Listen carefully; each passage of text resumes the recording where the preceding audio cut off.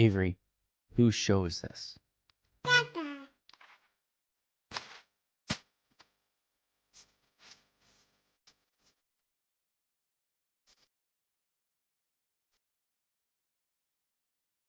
And we're live. Welcome, everybody, here to the Lakers Lounge Podcast. I'm Anthony Irwin, Senior Lakers Insider for Clutch Points. Today on the show, joined by Raj Chapalu, who, Raj, I'm just going to read your last tweet back to you, just so people have a good sense of where what kind of headspace you're at. At Braylo23 asked you, does at Raj Chapalu think we have a chance to win? If he's out, I'm out, LFMA or LMFAO. You reply, still in hell, ask me tomorrow. It's going to be a good show, bud.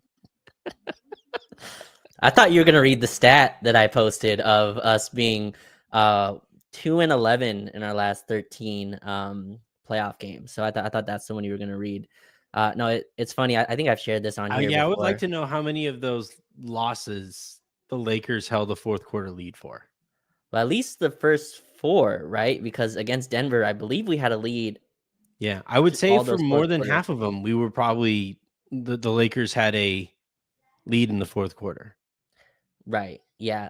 But no, I'm in terrible headspace. I shared this, I think, last year on the lounge, but every year when the Lakers go into the playoffs, Anthony, I quit drinking, and it's like a weird correlation that I do, but I did it last year. I don't remember if I did the year before, but this year I was like, all right, long playoff run, so I have to get ready, and I have to be prepared. And I feel like that's coming to an end. After game 4, I was like, man, I kind of need a drink. Like, it would be nice. So it's been about a month. All right, so Raj, any traditions that you've had over the last couple of years, fucking scrap them. Right. It's not working. They are not working. Like, whatever and this goes for everybody watching. Right. Anything that you have decided is your like tradition for Lakers playoff stuff. If you have set that tradition in motion over the last couple of years, you're the problem. Like, so Avery scored a goal last Saturday, her first goal ever. That was before game 2. No, that was before game 1. They lost game 1, right? They won game 2. Yes. So she scored a goal before game 1. Okay. This last Saturday, she scored a goal before game 4. Mm-hmm.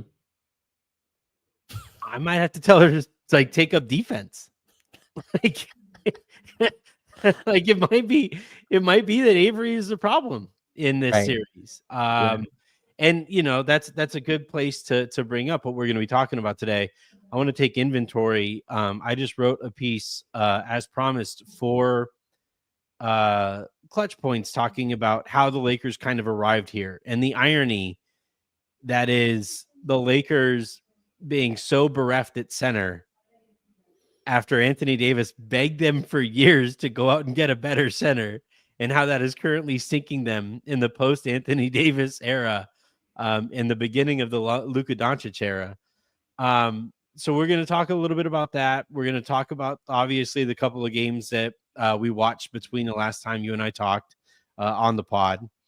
And then I do want to start here because for some reason, we're apparently back in 2014, where we are asking stupid questions online, and those questions go viral. Some guy asked on Twitter, if 100 dudes were to take on one silverback gorilla, I believe, there are like we've reached the point in the meme where I've seen so many people like steal the prompt. Okay. So I don't know what the exact phrasing of it is. Mm-hmm. I'm pretty sure I can't repeat the exact phrasing of the original question. But essentially, what would happen if 100 guys took on one male silverback gorilla, and it's lit the internet on fire? And this feels like one of those that, like, I remember when Twitter was relatively young, when everybody was arguing over the color of a dress. I don't know if you remember that when that happened back Yes. in the day. Yes. Today feels like one of those days where everybody is arguing over something that each side thinks that they are objectively true on, right? Okay. It is Mhm. objectively true that 100 dudes would get absolutely pulverized by one male silverback gorilla. Okay. It is. I'm telling you guys, this isn't worth a debate. We can debate it. I don't know how you feel about this. I don't know if you follow It's not what I prepped for at all, but true. So you have that.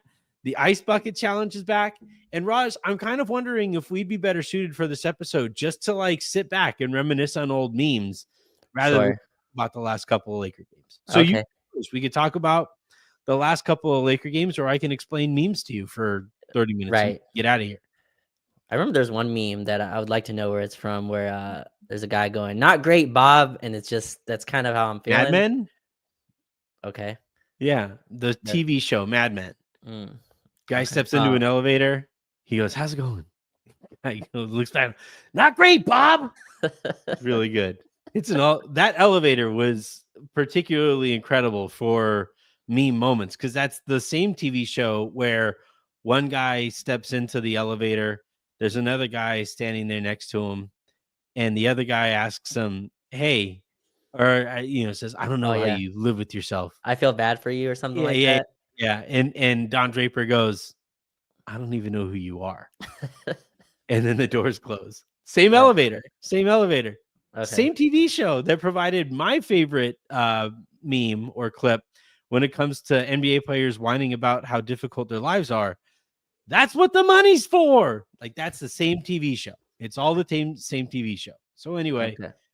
we could talk about memes or we could talk about the Lakers. Which would you prefer? We can go to basketball. I'll put that show on my Yeah, I list don't of think ones about I you at need all. to Thank you, Kenny. that I need to get to. Yeah. Dress has he's pretty clear. He wants memes. You don't want that, I promise. You don't want me talking about memes that I have not seen. Really? Do you think? All right. I need to know. I need your thoughts on the gorilla versus 100 guys. Oh God. Because I need to know who I'm doing the show with. Okay. Yeah, first of all, I don't think I'll ever know 100 people that would ever sign up and agree to fight a gorilla because somebody is getting destroyed, right? Even if you win, let's just say, let's say by person 60, Best case scenario. Yeah, by person 65, you've harmed the gorilla.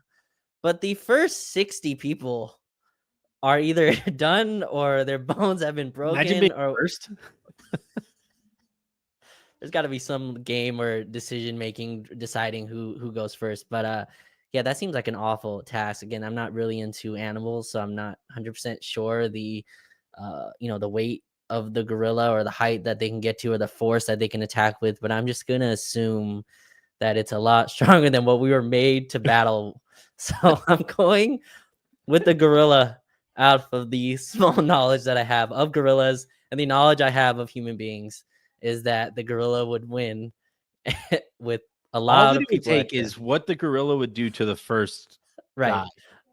Right. When You have to, you when have the to first calculate when the the trauma. first Yes. guy when the first guy attacks the gorilla, and the gorilla like just absolutely demos him because again, monkey muscle is a thing. Like they are just way stronger than us per ounce of whatever, per ounce of muscles. They are just way stronger. I remember when I was a kid, there was a chimpanzee who was way smaller than a gorilla, way smaller. Pulled a lady's face off. Just Okay. felt like it. Was just like whoop. And then her face was gone. And that was that was a relatively nice chimpanzee till that moment. A gorilla with 100 dudes lining up who feels threatened by the 100 dudes who are going at it. And again, I think they were saying like barehanded too. No, what? No. The gorilla was in Tarzan, right? Tarzan was with the gorillas. Yeah. Yeah. So no, humans have no. At least I'm assuming Disney got it right in terms of what the gorillas were able to do in Tarzan. But if that's the case, then yeah, humans have no shot against gorillas. I'm glad that you're on the right side of history here. Okay. Like it would have been better for the show had you felt differently, had you made some points and tried to make the argument there. But no, once Were there any coherent points on the other side? I can't even imagine what the other side would argue here. Are you putting together all the humans together? Like, so if they all 100 it's like a people went, Voltron situation. no, like you're all rushing at once, I guess, in Oh, terms of, yeah, no, wouldn't matter. He would use the like one human as a battering ram against the other humans. Like I'm telling you, people do not realize how strong those things are. There is zero wasted fat on a gorilla. Unlike, say, a certain Lakers forward, right? There's your segue back to the show. Everybody, you guys welcome? You guys happy about that? All right, we'll go ahead and dive on in though. The Lakers sit down 3-1 and face elimination. We have vaulted right up to the top of the list. we spent all that time debating what terminology to use for certain games. The Lakers were like, bet. Hold on. We are just going to go straight to elimination games. This is, according to Aaron, this is what a must win is. I still call it an elimination game. yeah. I want to know what, Raj, why are they where they are right now? Yeah. A bunch of things, but I think mainly they could not guard Anthony Edwards, number one, right? And he was incredible. Going back and watching, he was brilliant. I mean, he had some plays where travels weren't, but to start the fourth was some pantheon of greatness stuff where you're down 10 and he comes down right away, 2 3-pointers, just right then to let you know, nope, this is not, you're not getting any separation. And that's what the greats do. And then the other end, which is the most sad part of this, and I think it's the part that we're actually going to debate here pretty soon in terms of the Lakers offense, we can't score, which is a sentence that's insane. Yeah. For a team that has LeBron James, Luka Dončić, and Austin Reeves, to have such a tough time putting the ball in the basket is something that I'm having a tough time to logically wrap my brain around.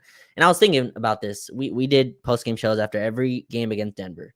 And even as troubling as those games were, as disappointing as they were, there was some logic that I can put. Okay, Jokic is the best offensive player in the world. We can't keep up with Denver's offense. Like I can logically get to a point where I understand.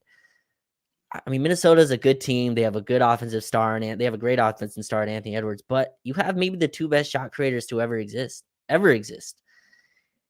And we've decided fully to go into this mode of we're going to play small, so much so. And you know, a lot of people have spoke about this in terms of JJ's decision to play small as much as he has, so much so at halftime they decided to not play their center, their only center, their one center on the team at all. And I think that's why you're here. There's a cumulative effect to me of what playing small does that doesn't just impact your shooting. It impacts, you know, your stamina at the end of the games, trying to rebound. We gave up, I think, 18 offensive rebounds, 18. Anthony. Yeah. And which is, again, like that looks like a huge number, of course, but like you watch the game back, you go, how did they give up 18 offensive rebounds? You're wrestling with big physical dudes every single time. All that combined to me. Wired. And look, you still had a shot in both of these games to win. A few shots going here and there. There's a LeBron 3 that would have put us up 5. Instead, obviously, Minnesota gets a rebound, comes back. Naz Reid hits a 3. It's just these little points of the game, but you could say that about any possession. Obviously, the McDaniel stuff came out today where he tripped Luka. I'm really not trying to hear that either. But yeah, just our inability to score in fourth quarters to me is baffling, and it's why we're here. And I think it all starts from tip-off that we just don't have a center that JJ Redick trusts, and that affects the end of games where Minnesota's more fresh. They have a deeper team, at least on paper, and a team that Chris Finch trusts. And that's why we're now down 3-1. I can't believe it. This series should be tied in some way. Either you win game 3 or you win game 4. One of those had to go your way, and they just didn't. And now we're looking at a really tough, as you said, Aaron says, must win game 5 on Wednesday. Yeah, I keep going back, Raj, to the regular season. And when they brought in Luka, initially it Mhm. was like, okay, your turn, my turn makes some sense at the onset because they got to figure out rhythm, they got to figure out how to coexist in the offense. They got to figure this out. And there were some benefits of it too, right? Where those situations where Luka would be able to draw such attention on one side of the court and then have LeBron on the other side right there for some kind of a skip pass. That was effective in moments too. That was really kind of ripping teams apart by defenses needing to make such quick reactions to that stuff. And even that's gone away because Luka's handling the ball at the top of the key. So like you don't have when Luka does pass the ball to LeBron, the defense doesn't have to clear as much space. I just Raj, this is like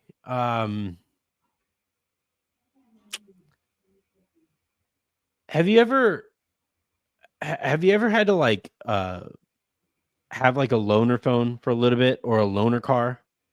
Like has your Loaner family ever car, had it? Has your definitely.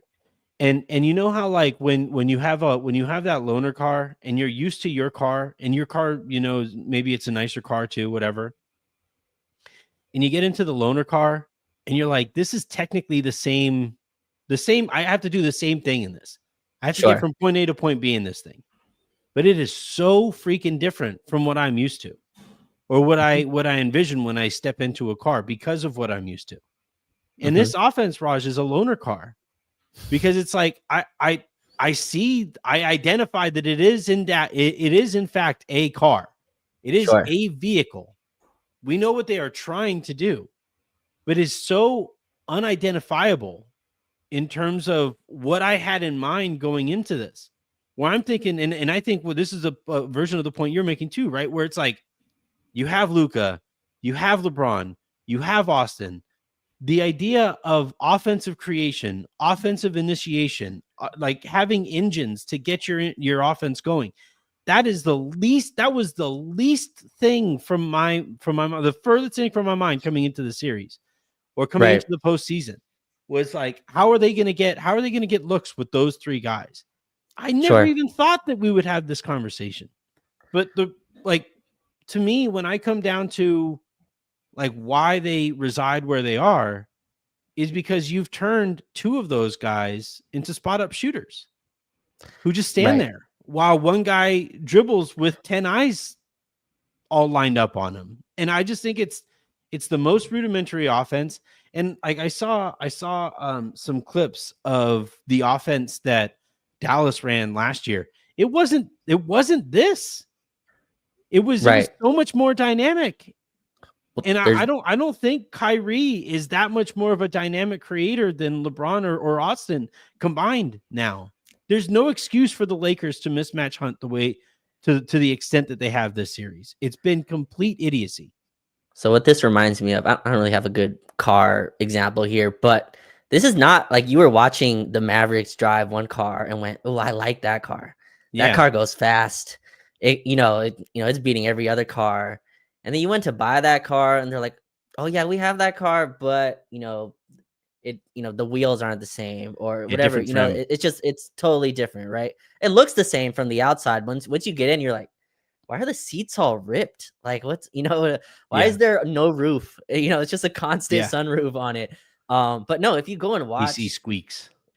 right, yes, and if you this is the comparison I made it, and like I'm not comparing the stars from these teams or anything, but reminds me when we played Houston in the bubble, Anthony, right? And everyone was wondering, do you remember in that regular season, like, did Houston figure out offense? Robert Covington at center, like, is this just who's beating this, right? Yeah, And the Lakers went, your center's 6'7".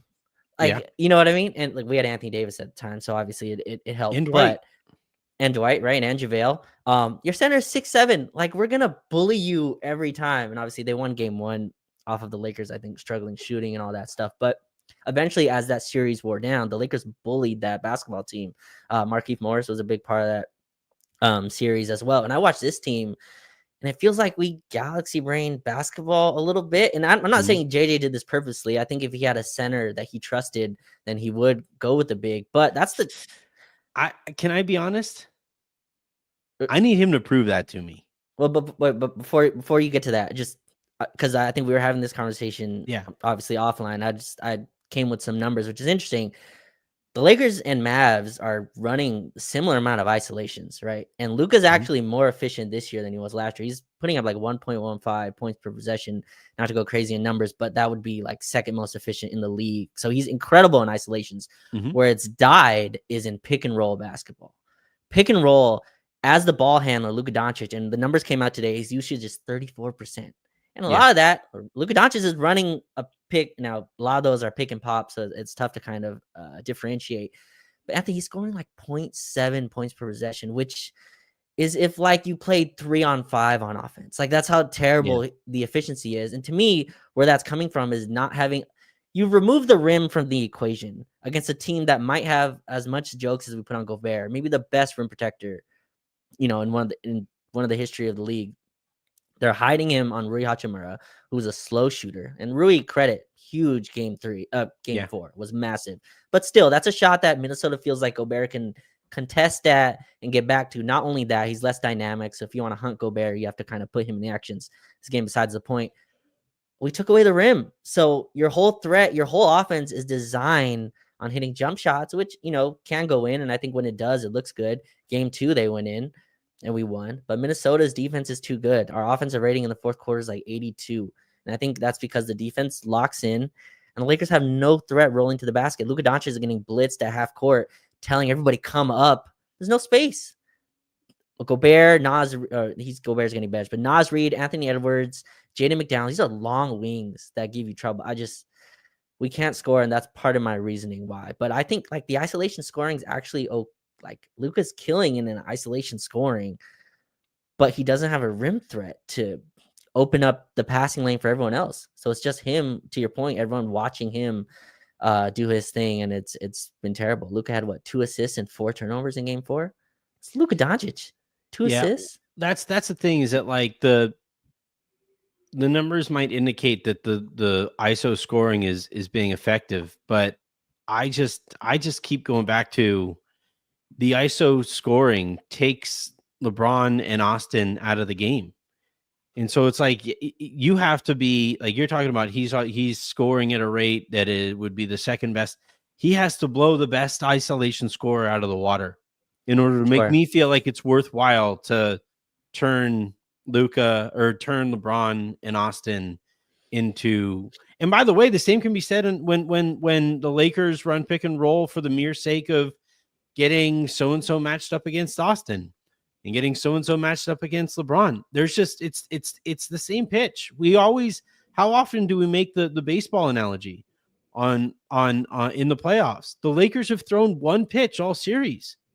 And guess what Minnesota's figured out to do with it? Down the stretch of the game, they just keep knocking that pitch out of the park. It's just gone. The offense completely coagulates, and the Lakers are just kind of stuck there saying like, man, I can't believe it didn't work this time. What? Like, it's again, I keep going back to earlier in the year, you have LeBron, you have Luka, run some reps with them together so that definitively that isn't going to work.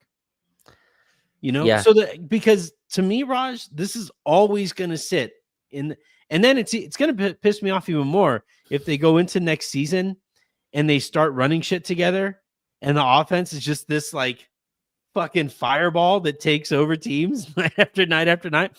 I'm going to lose my mind, because it's like, you guys just wasted a trip to the postseason taking forever to even get to that as an option. They never even presented it as an option. They didn't, but this is the pitch I gave you offline. Now I want to give it on air as well.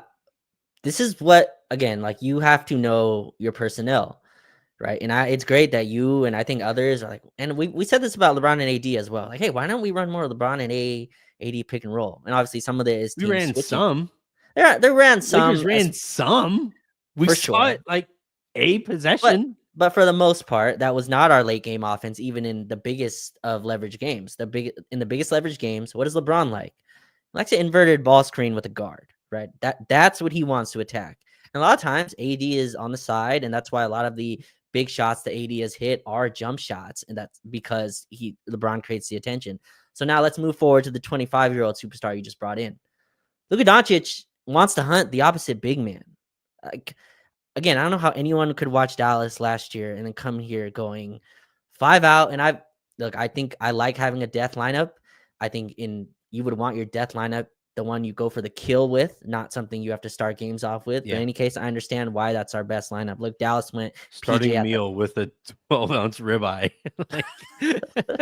like Right, your appetizer. All right. You're looking at the appetizer list. It's like a rack of ribs. It's an entire pork tenderloin. right. It's a fucking double from In-N-Out. Yeah. Right. And so for Luka, like that's what he wants to attack. And look, is there some personal vendetta against Rudy Gobert? Maybe. I'm sure Luka's human. He probably likes the attention of hunting a guy like that and putting him on whatever posters or in highlights. But that's where I think the confusion is. And look, Minnesota's smart. Like, all right, if you want to hunt Rudy Gobert, bring Rui Hachimura up to the screen.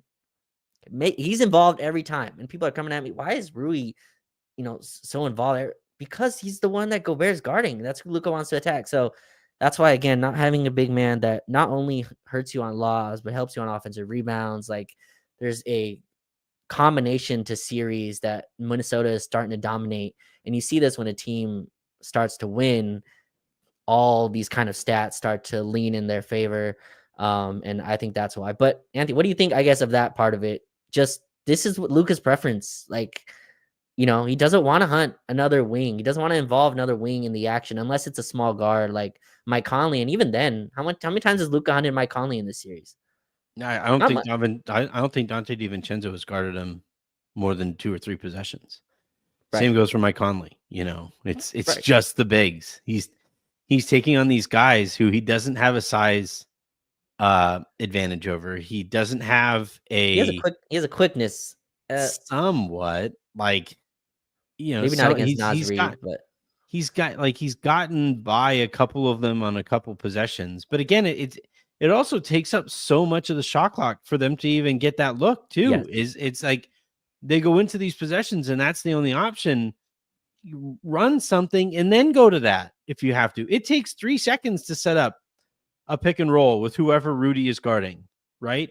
If you run a set and then you get to your first and maybe second option in that set, and then you realize, all right, it's not working out, Luka can go get the ball and then just say, Rui, come up here and run the pick and roll then. It's a hell of a lot more productive than posting up Jaden McDaniels from your free throw line to the logo. Like that was the other thing that drove me crazy in game 4 was Luka's clearly gassed. He can't get the ball across half court against Jaden McDaniels. We can talk about the foul. It's now objectively been called a foul. They missed the call, but it never made any sense to me that the Lakers at no point were like, let's just give LeBron the ball. Let's let him get the ball up the court.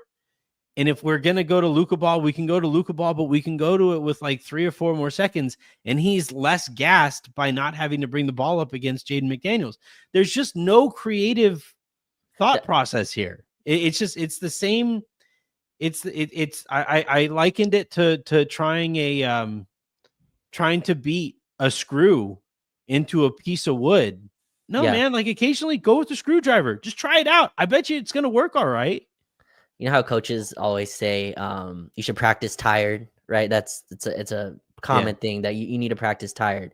When you're tired, you take shortcuts. It's just like every person, they revert back to natural instincts. And I thought at the end of the game, and I think to your point, you're correct. There should be a point where Luka Dončić comes off the ball, LeBron brings it up. But once Luka gives the basketball up, I want everybody to go back and watch Jaden McDaniels. The ball denial, the amount of work that Luka has to get that ball back. I'm a put it plain and simple, he's not doing that. And I love Luka. He's a brilliant basketball player, but off the ball is one of his deficiencies for sure.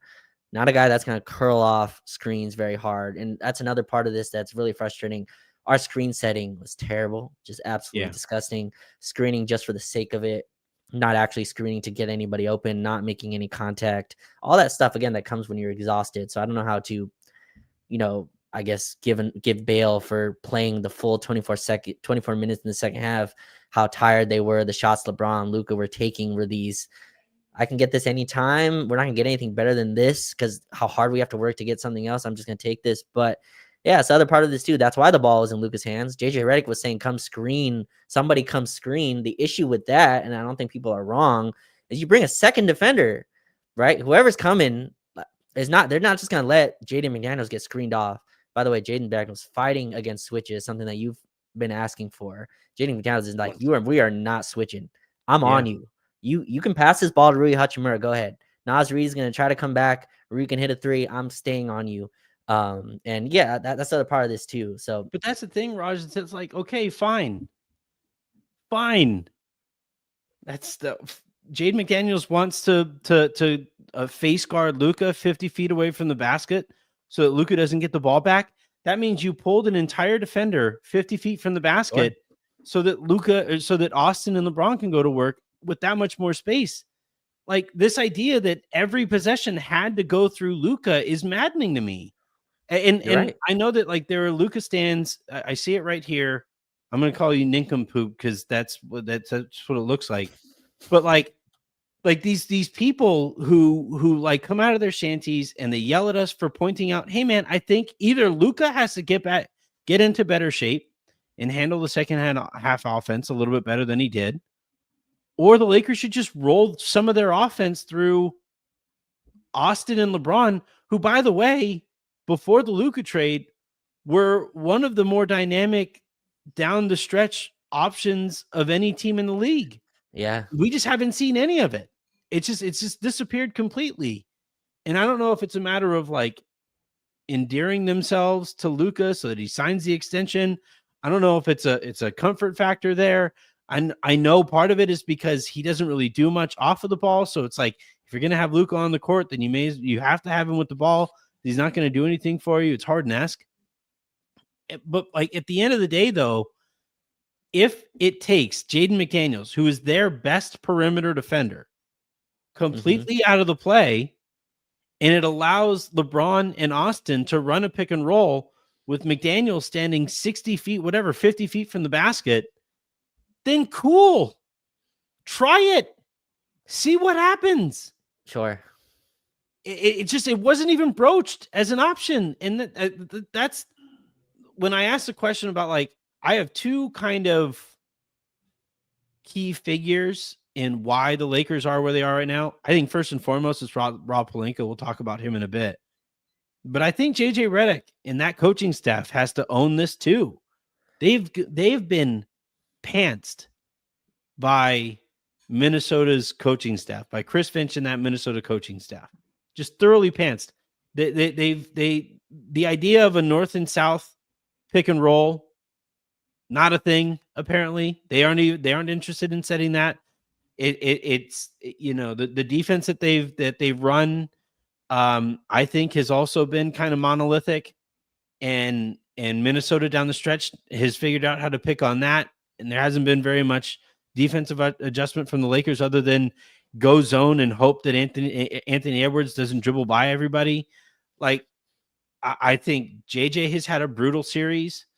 I think this series has really shown a light on freshly extended Rob Pelinka. Do you think he's going to do like the fireside chat that he did before while they were playing the two games in LA? Do you think he's going to do like an interview with Spectrum there to like, hey Rob, the roster that you put together, they couldn't even play more than five guys in the second half the other day. Do you think you're gonna like play in that one? Like, it's just those two factors though. The lack of creativity, the just completely barren cupboard that the Lakers apparently have offensively is just, again, and this, to your point, I thought it was a great point to lead with. That's what's breaking my brain. I'm sitting here watching the series and I'm like, this could easily be Lakers up 3-1. Sure. And that's it's not knocking Minnesota. I think it's two very even teams. And that's what happens in series, where in some series, if a certain team plays a certain way, certain matchups go a certain way, that team goes up 3-1. Sure. If a couple of those things swing back the other way, then the other team is up 3-1. But in this case, Ant outplaying Luka, JJ getting pants by Chris Finch, and Rob Pelinka just quitting on the final couple of years of LeBron James and Anthony Davis. That's how you arrive where you're staring a first-round exit dead in the face on Wednesday night. Yeah, so I think Pants is strong, but I also have a lot of, and I said this to anyone who asked. That's a 5-letter word. No, PANTSED.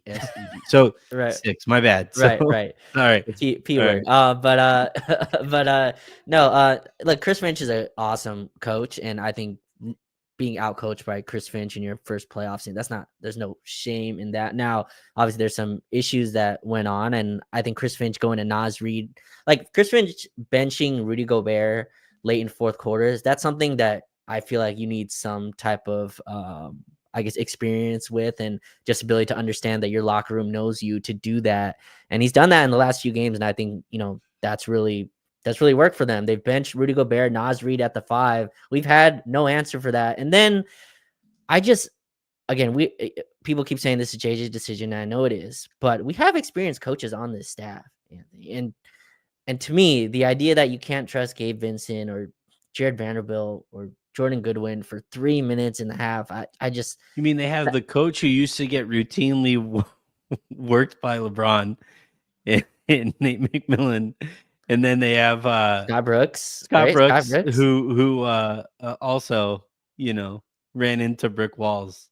No, but remember Scott Brooks was the guy who wouldn't stop playing Kendrick Perkins when they could have gone with their small ball. They just never even tried that.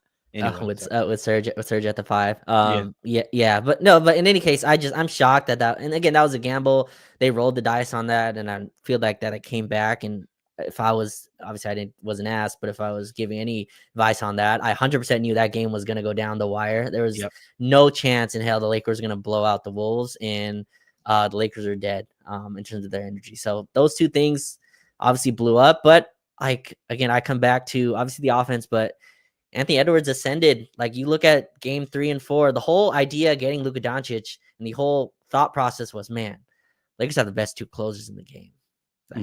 Best 2, top 2. You named all the best closers in the league. LeBron and Luka come up somewhere. And Anthony Edwards, just anytime takeover time was going on, he took over. Game 3, Minnesota went on a 13-1 run to close it. Game 2 was 19-9, I believe, and all that was just Anthony Edwards take over, threes, get into the rim, playmaking.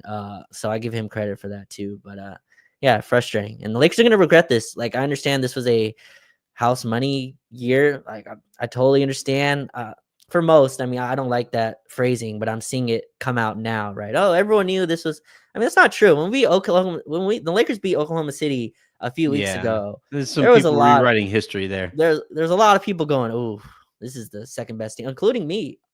I thought second best team in the West. Yeah. But they were playing a different style. Like, they were playing it. They entered the postseason, Raj, and I'm sorry, the offense devolved. LeBron wasn't the spot up shooter all season. He just wasn't. Like, I think Minnesota is uniquely qualified, equipped to do this to the Lakers offense, which I think is, somewhat muddling the waters here on the debate of Luka ball, whatever. But even that you knew that going into the series, and you for sure learned it after game 1 that, like, we should diversify a little bit.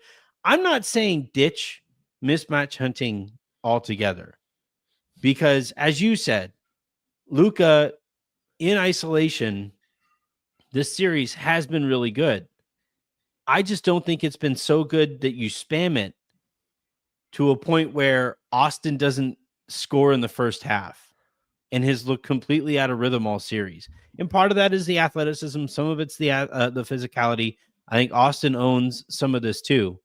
but they've completely boiled Austin down to the most boring version of himself offensively.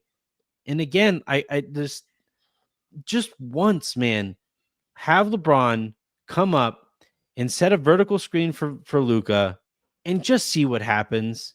Just like give it a go. That's what my dad always used to do with me. Where like I don't know if you've noticed, I'm kind of stubborn. Sure. And there would be a right way to do things. And no matter what it was, I thought I had my way. I thought I figured out whatever it was, but I'd be doing the thing wrong. And my dad would always just say, like, Fred, shut up and do it my way once and see what happens. Right. Sure. And that's where I kind of stand here, where it's like, guys, run one fucking pick and roll with those two guys. Just try it. Just see what you're down anyway. Your season's about to end anyway. Sure. You're really gonna end a series. You're gonna end a season with Luka and LeBron never having tried that, not once. Like you talk about galaxy braining. That's galaxy braining. That's JJ. That's JJ being the meme where he's playing chess against his own brain, right? Have you seen that? Where it's like, all right, I'm not gonna let them switch to Luka LeBron pick and roll. So I'm never gonna run any Luka LeBron pick and roll. Right. Not putting my two best players in actions. Yeah. I just think you're missing the point there. Yeah. Two things. Number one, the disappointing part and what I thought would really kind of energize our offense was Austin screening for Luka. I never had any real aspirations for Luka screening for anybody. I was clear on that day one from the trade. But he tried to set a screen, I think, for Austin, had somebody run into him, and I think he flopped like as like he's just used to that contact happened, and he like kind of jutted backwards. So it's again, it's something to work on. You know what? Honestly, like really quick, there's been a lot of conversation as far as like Anthony Edwards leapfrogging Luka this series, and where does this series put Luka and what tier and whatever like that stuff. To me, what this series kind of highlighted to me, and it's going to have to be a part of Luka's progression moving forward. The conditioning goes without saying. But to me, the stars who were the most difficult to beat are the ones who are willing to do whatever it takes. And once a star gets in their own head and says, I'm above X, Y, or Z, that's when they become more guardable, right? Giannis stopped setting screens. Harden just not being involved in any possession that he didn't have the ball when he was at his peak. Like that's what made Kobe so difficult, was that situation would call for him to be a facilitator. He'd be a facilitator. He'd get 16 assists. Sure. You know, the Steph Curry, depending on the way that teams are guarding him, if it requires him to be off of the ball so that Kevin Durant could have that much more space on the other side of the court, Steph Curry can operate over there and generate all kinds of gravity that way. Jokic, right? Jokic over the years he needs to set screens for Jamal Murray just to give either Jamal or him an extra step there moving forward. Cool. He'll do that. There's nothing that those types of players, those kinds of superstars there's nothing that they aren't willing to do. LeBron in this series, right? Doing the lit was a Draybron is what Harrison has been calling him. Like those superstars that are they just see what they have to do and they go out and do it. And to me, that's going to have to be part of Luka's maturation process.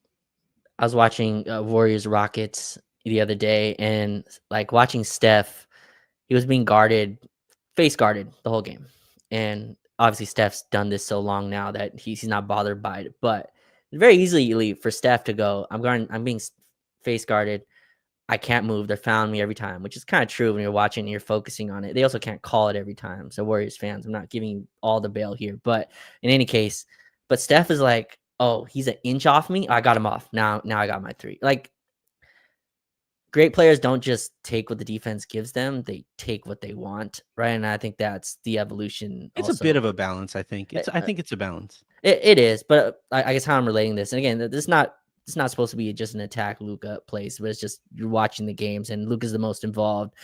Minnesota has baited us, Anthony, into step back jump shots and going. And Luka's killing at it. I'm giving him credit for that. But I think that's the difference. Great shooter. Yeah, and you look at the isolation numbers. Anthony Edwards actually has more isolations in this series than Luka does. Ant's averaging like 10 isolations per game. Luka's around 8. The difference to me is Anthony Edwards is going right to the rim. Like my Yeah. jumper's not going, I'm going to the basket, right? And and obviously he's not getting as many bigs. He's hunting Austin Reeves. He's hunting Luka Dončić. So these are more guards that he's hunting. But I think that's the next evolution that the Lakers need to get to is when they do switch Nas Reed, when they do switch Gobert, still have ways where that's why I think Luka's assists are so low. Like 2 assists, 3 assists in these Yeah. games for a guy Can't who's assist on a step back 3. right. And this is a guy Yeah. who averages, who wakes out of bed and gets 11 assists. Like that's kind of where, and people are citing his potential assist numbers, which I think are a little bit tough to gauge in terms of how real those Yeah. are. But still, like the point remains that Minnesota has like made us play in their game. We are playing Minnesota style on their terms, and that's shocking. I didn't expect that going in. I thought LeBron and Luka would dictate the terms of this series. Has not happened. Minnesota has dictated every single term of the series, and that's where we're down 3-1. Yeah. I don't want this to just be a Luka bashing thing Sure. because he is a special player, and I'm happy that he's a Laker. Yes. And I think we this all will are. be a learning experience for him, because if he had series like this for Dallas, it'd be like, haha, Luka, and then everybody move on. This is going to lead SportsCenter for a minute. The reaction to the series and all this stuff, and how he has looked down the stretches of games, because he's clearly gassing out. It's going to be very different. The heat is going to be very different from this than prior series that he had with Dallas. And that's even them in the finals, right? They played in the finals, and now he played really well in the finals. He averaged like 30 in the finals. Mm-hmm. And still, like, Boston won. SportsCenter celebrated Boston for a while, and then we just kind of moved on. I'm really kind of curious how this is going to go. Perk is taking every opportunity that he can to talk about how, Ant this and Ant that, and Ant deserves it. To be clear, I don't understand how we went from what Luka did last year to him recovering from a calf injury and then getting sick in a series, and that now being a referendum on his entire career, Right. and his entire potential moving forward. I think that's a step too far. But I do think, though, that there are some aspects to his game, to his approach to the sport, that do need to be cleaned up. And I think this series has really, put the magnifying glass that burns ants on it. Yeah, and if you remember the year, obviously they went to the finals last year, but the year before, I mean, when they didn't have Derek Lively, hasn't been drafted yet, and they did not have Daniel Gafford, the midseason trade did not occur. Dallas missed the playoffs. Now there was some injury stuff, but Lucas still played 66 games that year. Obviously, they made the Kyrie trade right in the middle of it, but it took a while for Dallas to kind of build that team, and I think you're seeing that. And I just keep going back to the center position, like. That was everything. That's what Dallas built their thing around. The Yeah. relationship between Luka Dončić and Derek Lively. I tweeted it so many times And while Daniel Dallas was Gafford and even Gafford. Maxi Kleber when he was good, Right. Yeah. they had multiple flavors of good playable centers. Not just that. That's what Luka he needs his dance partner. And right now you're having him dance with Rui Hachimura and Dorian Finney-Smith, who can step with him a little bit, but they again have the same move. They're both pick and pop players who provide nothing in terms of a roll threat. Zero. Rui can roll to the rim, but it's going to take 5 seconds to get there. So there's just no threat at the basket. And I think this whole comes full circle where you're asking LeBron to be this. LeBron's really not that. I mean, he can be your pick and roll threat, but is that what he wants? Is that what he is? Is that what he wants to be? I don't know. But this is kind of where we're at, where this is what it's I'd been like to offering. find out. Can we just try to find out? Like, can we just give it again? It's just can we try it? Sure. Try once. I don't think that we can get out of this podcast, and we do have starred comments, so we'll get to those too. But I don't think we can exit this podcast without talking about the impact that the Lakers, I called it complacency today, Because again, they entered, would they go 2 straight transaction windows without doing anything with LeBron and Anthony Davis, right? They sat out last trade deadline, and then they mostly sat out. They didn't add a veteran, I don't believe, in the previous summer. This all is kind of blending together. So if I have any of this timeline wrong, let me know.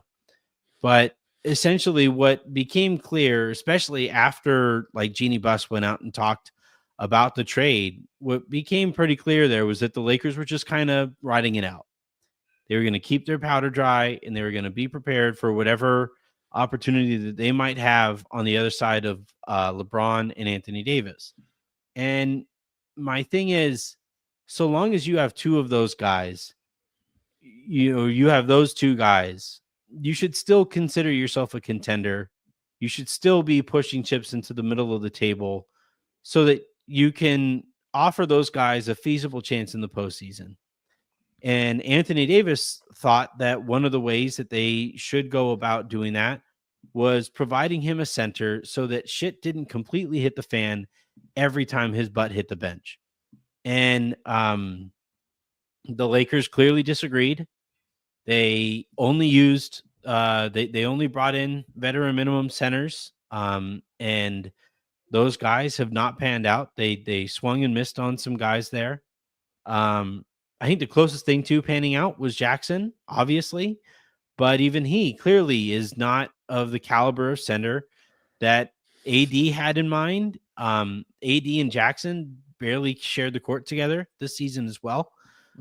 And this notion, and you add on top of that a coach who I think pretty dogmatically believes in small ball. I think he's going to have to dial that back moving forward as well if the Lakers do bring in the center. But I think it's a common, and I wrote about the combination of not bringing in better centers and not supplying LeBron and Anthony Davis with two-way athleticism, two-way productive players, basically for the final couple of runs that they had together. And the result of that is you go into this postseason after miraculously landing Luka. You go into this postseason and you don't have enough two-way talent, and the center situation has been a plague on the rotation. And this is where, all of this I think is going to wind up, they're going to frame it as a learning experience for everybody involved. How everybody has to, Luka and LeBron have to learn to play together, and Austin and Luka and LeBron have to figure this out, and JJ has to figure out how to coaching. And but the person who's technically been there long enough to know better was Rob. And he was clearly able to go out and get a center when Luka asked for a center. And by waiting so long that when the Mark Williams thing fell through and you didn't have any options on the other side of that, that's how you arrive where things are right now. Yeah, I think the deadline passed, I believe, right after the Mark Williams, whatever that was, concluded, where the doctors or whoever's doctors came out and said he was unfit to pass his physical. Yeah, it's tough. It's interesting. I don't know. The Lakers have a few players on this roster, Anthony, that make over $10 million a year, and Gabe Vincent and Jared Vanderbilt on that salary. I think that's got to be a conversation with credit to JJ, who's been clear that him and Rob have been on the same page. But like, if JJ didn't trust Hayes to this extent, like, that needed to be a conversation weeks ago. Like, yeah, I'm not playing this dude when it matters. And who knows if he knew that at that time? Like, I don't know. But I mean, Hayes was playing 15 to 20 minutes a game, pretty strong. And I always thought that's a good mark. Like, you can play 15 minutes. We can do the small ball 35 minutes. Go into 8 and 6. And where I was troubling when these must-win games, right? Against Houston, second half, Jackson Hayes plays 2 minutes. I was like, oh, okay, this is eye-opening. Memphis, I think he played 3 minutes in the second half. Like, it was kind of rolling through this. And I thought, they could beat Minnesota with this style. But, yeah, it's troubling. It's unfortunate that the only big man we did add that you didn't mention there was Alex Len, who they obviously figured into this, right? They got him to neg on his contract with Indiana and come over here and sign. So, and they let Koloko just walk into not being on the roster. But yeah, unfortunate. The part of this that's impressive is they were able to get Dorian in December. That really gave you a nice ramp, and obviously you get Luka a few weeks before the deadline. But that's the most unfortunate thing to me, is that we just don't get a real shot at this because either our coach didn't trust the players or the talent wasn't good enough. I don't know. Like, could Gabe Vincent survive a little bit more minutes? Maybe.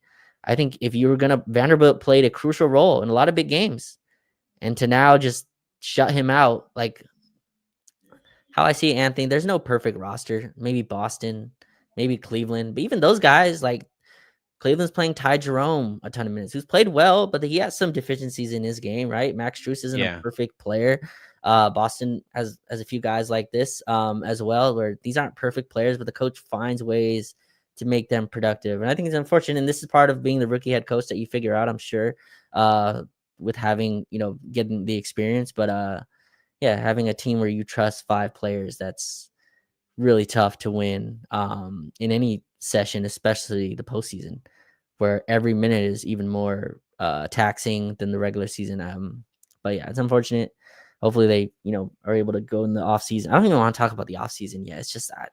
Well, to me, even before getting to the off season and stuff like that, the thing that I would say about this is, like you mentioned, the Cavs, right? They have some flawed players who are still helping them in the postseason. And the one thing that all of these role players say about their coach when they play well or in good situations is they say how that coach, instills belief in themselves. This was the thing that I think Darvin was probably best at. Now, he was selective with it, which made it, eroded confidence from other people in the locker room. But if you were one of Darvin's guys, he was there to prop you up every opportunity. It was just like a month ago, or maybe a couple months ago, that JJ was saying that I wish he had 15 Gabe Vincents. Forgot about that one. I don't know how you go from that to not trusting Gabe to spell Austin for 4 minutes, or 6 minutes in the second half, right? I don't know how you go from watching Jordan Goodwin play the way that he did in the first half and help keep you afloat while Austin's dealing with that foul trouble. I don't know how you go from that to, nope, he can't help us at all in the second half. And like the Jackson thing, and this is something that the Lakers are going to have a maybe even an awkward conversation with JJ about, is, hey man, you're going to have to ease up on the small ball shit, because like this is bordering on D'Antoni territory, where D'Antoni would have rather played Earl Thomas. No, yeah, it was Thomas, right? Earl Clark. Yeah, he would rather play Earl Clark than Pau Gasol. And it's like, if your basketball ideology would lead you to a place where you would rather play Earl Clark over Pau Gasol, your ideology needs some tweaking. It needs a little bit of work. Yeah. And like this notion from JJ that you can't even get. I was really excited, Raj, about the idea of Jackson going up against the Wolves second unit. I was really excited about Luka having a little bit more space, having Jackson out there, and seeing what they could do against a thinner, smaller front line, not having Rudy there. That wasn't an option there either. Sure. I just and this is something that he needs. I would imagine he's a good communicator, but over the last, between the end of game 4 and at the start of game 5, before the start of game 5, he's going to have to talk with that locker room and be like, guys, I fucked up. Yeah. And we're going to see how they respond to that, because he did, and they have to regain trust in him when that he actually believes in them when he calls their number.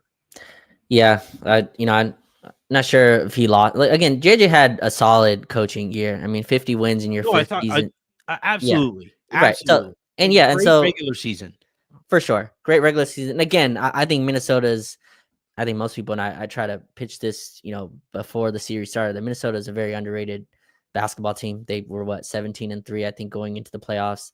A team that just went to the Western Conference Finals. Obviously, different rosters, but you could argue deeper. I mean, one of the few trades that worked out for both teams. But yeah, the center spot is, and again, I have no other reference to work from, so I have no idea. The other center on the roster, Anthony, was Anthony Davis. So like every coach in the world is going to play him, at center. And when he's gone, my comparison is Jackson Hayes. And would I like him to play Jackson more? I would have, but I can easily hear the argument of JJ going, this guy comes in and commits 2 fouls before he gets to the scores table. I'm with you, but I could see as a coach going, all right, you can't survive the physicality. And I think that's a mistake. I think you should just leave Jackson out there with 4 fouls. Who cares? You're playing him 8 minutes a game. Yeah. Let him survive. You're gonna get in the bonus anyway. You're right. like, I don't care. Let Jackson foul out. Oh no. Right. Yes. Let one of those fouls be a cheap shot even. He picked up that tech, which I thought was a really soft tech. Oh, it was a really terrible tech. And I like, here's my thing. Have you ever worked for a manager, Raj, who like looks for reasons to not believe in you? And it's such a draining experience to where like you can do anything good. You can do good things. You can have clients going to your boss being like, yeah, man, this guy killed it today. And your first conversation with your boss is going to be like, hey, man, why didn't you clean up after yourself over here? And I feel like that's the relationship JJ has with Jackson right now. Where like, I thought Jackson had the only lob dunk that the Lakers had in the game. Yes. The only dunk, right? Not even just lob dunk, the only dunk that they had in the game. Mm-hmm. I thought I don't mind him picking up fouls because they need that physicality. He's the only guy who, if he hits somebody really hard, some of those guys are actually going to feel it because he's a big dude. I don't know. You're right. There's no way to know if this is just how JJ feels about centers, and we'll find out next year if and when they bring in a better one. But like the other reference is Koloko, right? Where it's like, he played okay, but you could also be like, he's a 2-way center, and we're not believing in him. Obviously, I've tried to really promote and be like, hey, Koloko's good, like a legit prospect, but he didn't believe that, and you don't want a player on your roster that he doesn't believe in. But it's interesting. This is the part that's tough because I feel like Vanderbilt also feels that way, Anthony, and maybe it's not JJ's fault, but Vanderbilt goes in 2 quick fouls, done. That's it. You're out. And instead of like, I think we said this, I think in the preview pod, I thought Vanderbilt would be important, like a vital key to this, crucial key to this series. And maybe he couldn't keep his head on straight in terms of the temper. And I tweeted out, he's on like 30 different side quests, but like, yeah, I feel like you had to channel that. Like there was a place to channel that energy that could be productive, right? All right, like I know you want to get in a scuffle with Anthony Edwards. I get it. I know you want to get a scuffle with Nikhil, with Julius Randle, but let's use that. Let's use that to put energy on the offensive rebounds, to attack at the point of attack. But instead, JJ's like, no, just come sit next to me, which again, I understand it. Vanderbilt's a frustrating player with really clear deficiencies that magnify in the postseason. But I think it was important. And we're very low on the defensive wing part of the roster, where without obviously Max Christie gone, it's just, who's your point of attack defender? It's kind of Jared Vanderbilt. And so, this stuff JJ will 100% learn, but I think he's going to regret as well. This was a winnable series, and you're down 3-1. So, all right, we have quite a few of these super comments, so I'll go ahead and play this bad boy. That hits different now that I actually called Luka fat after game 4. So it never hit for me, so it's kind of just the same. It's just I just ignore the 5 seconds of that and move right on. I mentioned Luka's love handles, and I'm looking here at Kirby, and I'm like, yeah, I don't know. I think he needs to play a little better. It's not like, this is the Manning thing. 38 points is a great offensive game. I think the shot selection could be better, and involving his teammates could be better. And I hate what he has done basically to the offense. Like, he'll do this thing too, Raj, where the Lakers will be in transition and he'll just stop running at the 3-point line Yeah. instead of filling out to the opposite corner to allow the Lakers to finish their transition opportunity there. He just stops running in the middle of the transition opportunity. And even LeBron's like, Yeah. go away, you know? And that's, again, it's all part of, you know, we've talked about, uh, we've talked about what Rob left on the table, JJ's own maturation, but we're still talking about a relatively young superstar here, who I think has some learning to do when it comes to winning basketball games. I got some flack for this, but before we go into the comments, what'd you think of Luka, I guess, in transition, stopping at the free throw line, taking floaters like right there? I know that's a shot he's comfortable with. I just like go to the rim. It's right Yeah, there. Like, go to the rim or bring in the defender and kick out to the opposite. Like yeah, when you're turning when you're turning a transition opportunity into a mid-range jumper, you're doing the defense's job for them. You know, so I'm with you on it. yeah. Brandon Omeng, well, I always feel like I have to scroll up here because people kept saying like, "Oh, you missed mine," and I hope I didn't. So anyway, Brandon Omeng writes AR's third foul slash the the elbow from Rudy, kickball. Luka was tripped. Dorian Finney-Smith's foul was a 50-50 ball with Randall. The Braun foul, which if you watch, he gets the bottom part of the hand. The thing. So I saw Wolves fans kind of dunking on LeBron for saying the hand is part of the ball. When you hit the hand on the ball and the ball shoots out, the natural thing to have happen is to have the hand slide down the wrist. And in a league that is now all of a sudden caring about the ball being released on jumpers and therefore any contact after the ball is released, if you hit the hand and the ball is released, the play should be over. Any sliding of the contact up to the wrist and forearm area shouldn't matter as much. But I just couldn't believe that they found a fucking angle from the moon on that play I, when, you know, they like take 3 quick looks at Rudy Gobert on that one. I thought it was a bad challenge from JJ, but they look at it for 3 seconds is like, yeah, he paused. Even Mike Breen, who was a ref apologist, was like, yeah. huh? Yeah, Tim Cato, who covers the Mavs for the Athletic, I thought he had a really good point about it. He went, number one, if you're going to use that camera, use it all game. Like, you can't pull that camera out, Yeah. just for that possession. And number two, challenges were a mistake, and I'm still believing of that. No team, we do not need 4 of these stoppages through the game. It's just, I think it was a mistake. Let's get At back times to these. more. Right. Yeah, just way too many. All right.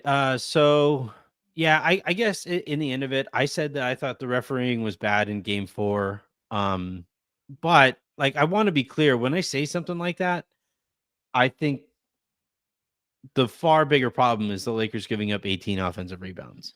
The far bigger problem is the Lakers' late game woes. The far bigger problem is JJ Redick not subbing anybody in the second half. Like, those are much bigger problems. And also, I thought the refereeing sucked on what was it, yesterday? Sunday. JK Productions writes, Kobe and Braun lived for basketball. Luka doesn't respect the game or his body like they did. Giannis or Luka for the next 5 years? Well, Luka easily, because Giannis is 30. yeah, Giannis is, yeah. Giannis, like, high key hasn't been healthy for, like, and that's part of why Milwaukee has really struggled in the postseason lately. Either he or Chris or somebody else hasn't been healthy for them. And Giannis literally missed playoff games last year. But the respecting the game aspect of this, and this is again where I'm really curious how things are going to go, what the conversation is going to be like, and his response to the conversation this year with the Lakers attention that comes, right? He gets the cool new Jordan commercial. He'll have all kinds of financial opportunities by being a Laker, but the downside to it is there's a shit ton more attention on you. And if he continues to struggle with his conditioning, things are going to get awkward. Yeah, I think his floor is so high where this is really an internal decision. There's nothing external that can cause this, in my opinion. There's no first take or attention that's going to change it. This is Luka Dončić going in the summer, and again, his floor is a first team All NBA player. Like even at this weight, whatever he's at, he's going to Well, dominate the regular season. I'll tell you from experience, Raj, you can carry that weight in your like teens and then into your early 20s, but then when you get into your mid 20s, you start realizing like, oof, Sure. I can't do stuff that I used to be able to do even when I looked a certain way. And wow, it takes a lot less for me to gain weight at 27 than it did when I was 23. So he is going to have to take a look in the mirror and Sure. rethink some stuff. And Yeah, I'm sure he will. But again, like you look at the numbers, you look at the efficiency, you look at the scoring, like all that stuff has still just top of the league level. So like if he's going to change, it's an internal thing. I just don't think the attention. And it's funny, I was reading this where he said Luka doesn't respect the game. I can't believe we're already here. Like, that's a little too far.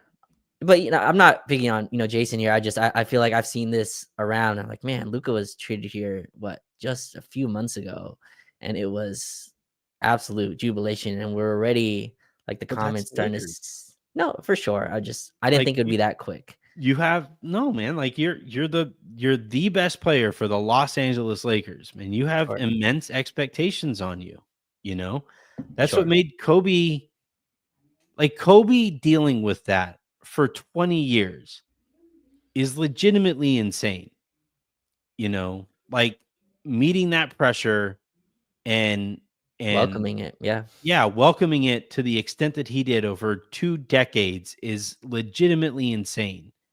And we're going to I kind of disagree with you on the outside noise not mattering as much, because like we remember in game 2, he had, what was it, 9 assists after having 1 in game 1 or 2. He was asked about it. And he first makes a sarcastic, is 9 better than 1? It's like, yes, actually.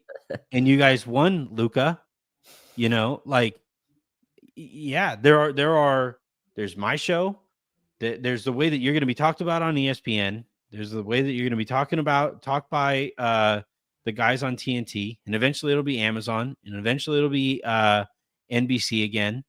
You have my show, you have Pete's show, you have Tim's show, you have the way that Silver Screen writes. You have all of these platforms that are dedicated to feeding this ravaging animal that is the Lakers fan base. And those are the people who, at least in terms of like our shows and Silver Screen and Lakers Nation and stuff like that, we try to do it relatively fairly.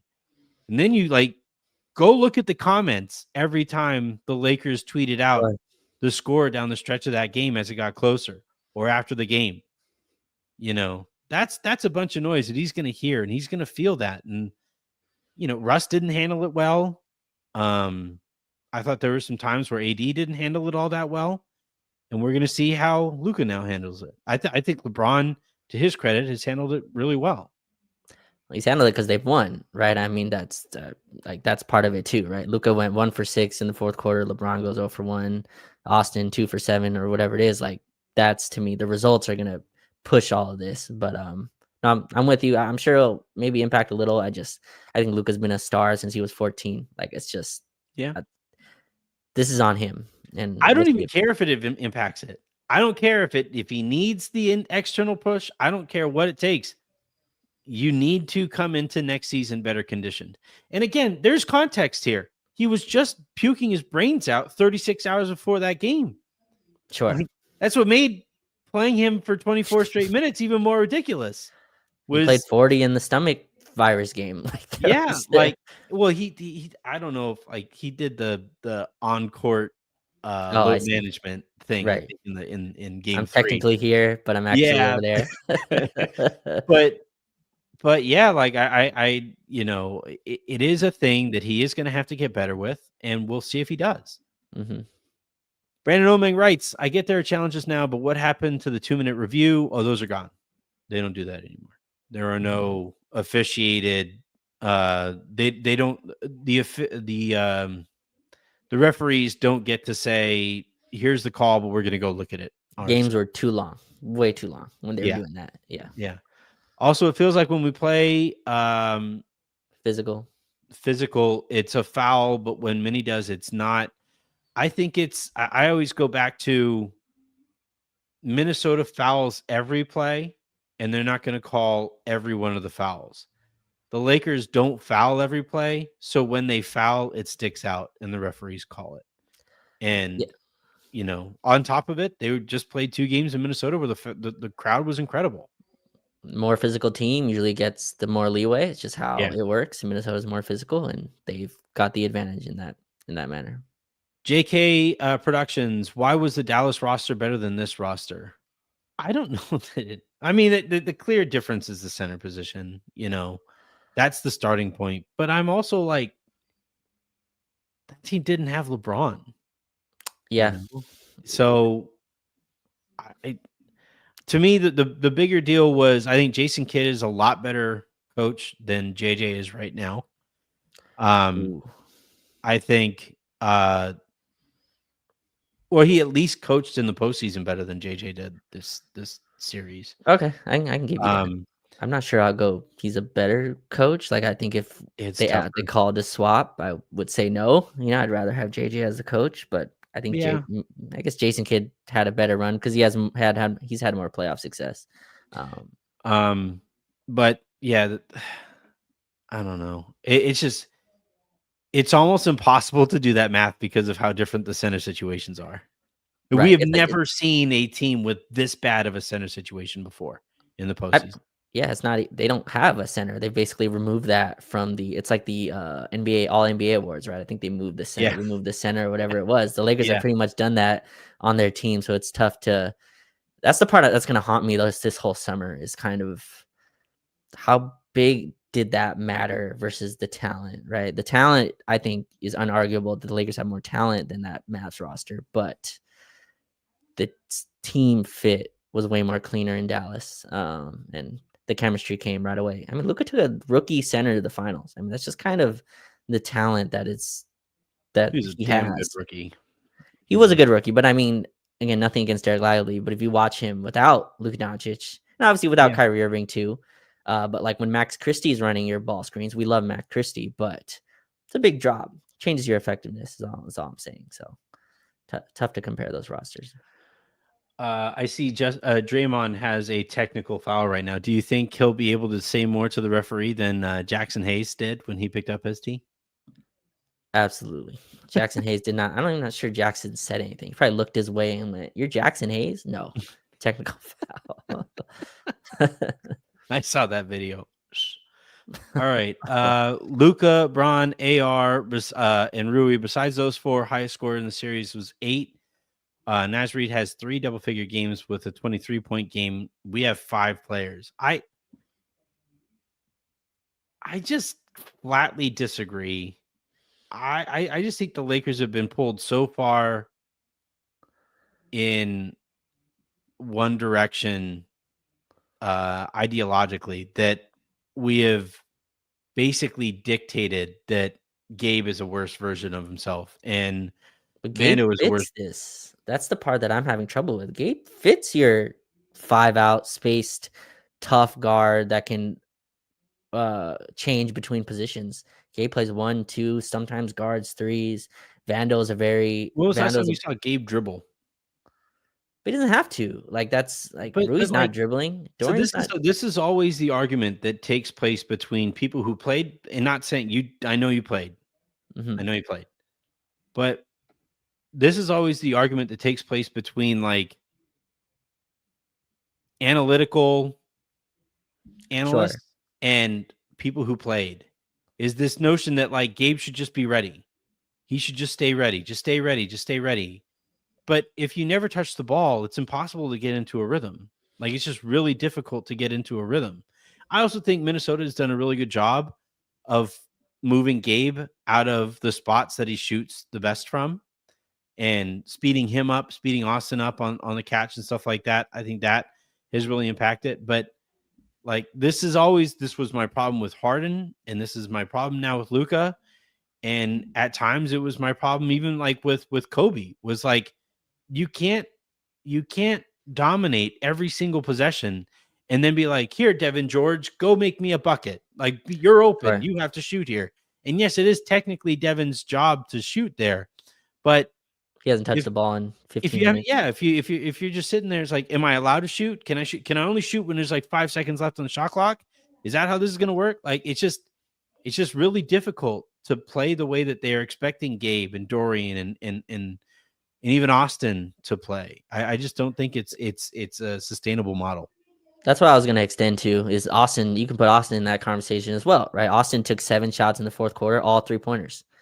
Yeah. And I thought his biggest growth this year was in the mid-range, being able to hunt kind of drop coverage. And Gabe I just is a professional. I trust him. You're right. There's some rhythm stuff, but Gabe helps me so many other places that I don't really look at him as just a shooter either, which that's the part that's shocking. Like Gabe Vincent, imagine him going crazy. Yeah, like, wait, what? Like, I'm not getting in the game, and you're telling me this at halftime? Like, you don't know how the second half is going? That's rough. That's rough. That's such a bad decision to just make it halftime. Like, it's one thing had we found out that they were like, and Darius made a good point on LFR, where the third quarter took forever. There was a couple stoppages, a couple reviews and stuff like that. If at the end of the third quarter, you're like, all right, how's everybody feeling? Do you have your legs under you? Do you think you have another short stint in you? And you kind of go from there. But to make that decision at halftime and then just never adjust to it, or again, to not have Scott Brooks or Nate McMillan, 2 former head coaches, step to you and be like, dude, this is a bad idea. Like, I don't know that I need either of those guys back if they aren't going to step in and help their rookie coach avoid such a crucial mistake there. You know, feels like that was a team decision that they came to. We're benching Jackson Hayes, playing Dorian, and we're dying with this unit. This is our game 7. We're dying with this. It's the line from Avengers. I think it was Infinity War. Well, we died, Cap.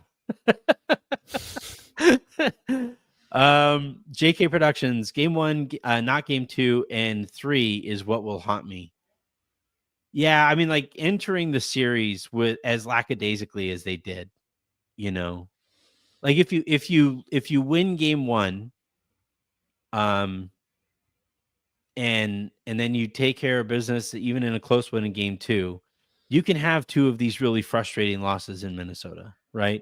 But to enter the series and then your first takeaway after game 1 is, man, they played hard. Did you see that? That was crazy. Yeah. Game 1 doesn't haunt me as much. Minnesota was really freaking good, and they hit a bunch of threes. Naz Reid, I think, went 6 for 6. Jaden McDaniels went 3 for 3. Randall went 4 for 5, which looking at less and less of an anomaly than it should have in game 1. But these 3 and 4 are gonna haunt the hell out of me.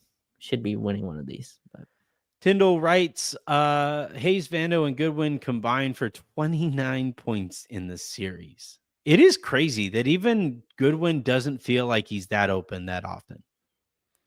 Minnesota is really good, and they not only like it's crazy that they're like because the Lakers will do this, right? They essentially did this with Randall at the beginning of the series, where it was like, yeah, go for it. And Minnesota, there isn't a single player on the Lakers that they're like, yeah, go for it, take that shot. They fucking dig down and dig out as quickly as they can on every shooter that the Lakers have. And, you know, it's just been killer. They're incredible. All right. Justin Tyndall writes, year 22, 46 minutes. JJ lost me. LeBron played 87 minutes over the weekend. Oof, and 2 losses. In a loss in both. Yeah. You could tell he really wanted that game 3 because I think he played 44 or something in that one. That's the one where it felt like he put out all the stops. So when I'm reaching into my bag, we're splitting, and then game 4 is in 2 days. whatever happens in game 4 happens in game 4. But to lose that game 3 and if having to reach into that bag, I thought was painful. But and then lose the game after and then lose the reaching back game. into the Rough. I just there's so much like not even like barely pent up kinetic or potential energy in my body just thinking about this series. It just hurts. It sucks because it feels like it's over, and it probably is over. And it just feels like the Lakers missed a big opportunity this season. And for a variety of reasons, right? You know, we could talk about the personnel, we could talk about the coaching, we can talk about the execution, we can talk about so many things went in against the Lakers in the run up to the series and during the series, and they, you know, now they're looking at a longer offseason for it. Just give me a game 5 and then put the pressure back on Minnesota for game 6. Just at least you can do that. All the pressure's on Minnesota on Friday because obviously the road team does not want to travel back for a game 7. But to me, Anthony, I don't know if you agree. We can close on this.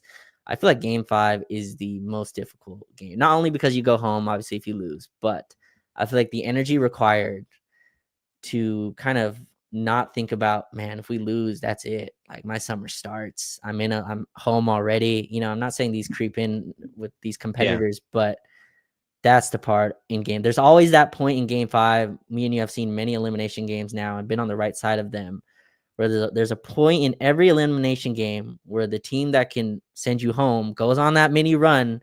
And it's like, all right, this is the time we decide where we're done or we like fight through this. And hopefully they fight through it and get a win and take game 5. Yeah, I kind of feel like they have to blow out Minnesota. Like it has to be. It's either a blowout or they lose and the series is over. That's kind of how I feel going into Wednesday, whenever that game happens. But Raj, thank you very much for hopping on here. Anything that you want to plug before we get you out of here? Yeah, for Silver Screen Row, I just wrote kind of the offense and kind of what we talked about here, how it divulged into just one-on-one basketball and what Minnesota did to, you know, make that happen. So you can go read that. That's up right now. I should have something else before game 5 starts. I'm letting the trauma hit me today, and then from tomorrow I'll be back in my like how we win this game. But for now, yeah, just a terrible feeling. Hopefully they're able to extend the series so I don't have to pretend I like other sports for 4 months. So hockey. They play on ice. I did see something crazy that for some reason never even dawned on me. There was a shot on goal and a player stuck out their skate.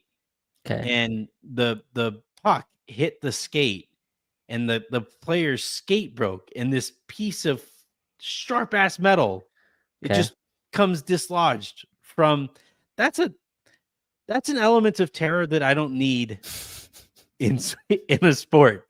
This idea that like if we get like a final destination situation here while I'm watching a hockey game, somebody can shoot a puck really, really hard, hit somebody's skate, and that piece of metal can just float away into like that's terrifying.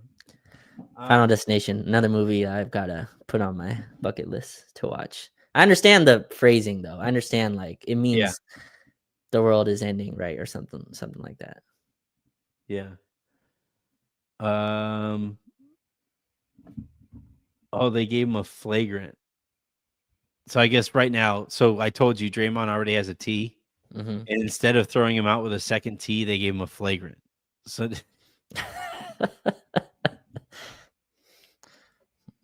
I hate this league, man. I can't believe Warriors fans have the gall to be like, oh, look at you Lakers fans whining about the whistle again. You root for that, mother bleeper. Like, all right, that is going to do it here for this episode. Extra long episode here of the Lakers Lounge podcast. I'm going to hold off on the lowdown. I'll save that for tomorrow night. Or maybe I'll do that tonight. We'll see. It just kind of depends on if Jen's still awake. And then probably going to break this up into 3 parts because we have 3 half hours. And yeah, Rosh, thanks very much for hopping on. Good luck. Googling the chances that 100 dudes have against 100 dudes have against a gorilla, and I have no interest in that. I don't understand. Like does not pique my interest one bit. So we'll not we'll not do any further research on that at all. I think this was more than enough. We spoke about gorillas as much as I'd want to speak about them today. Gorillas versus human beings. That's more than enough.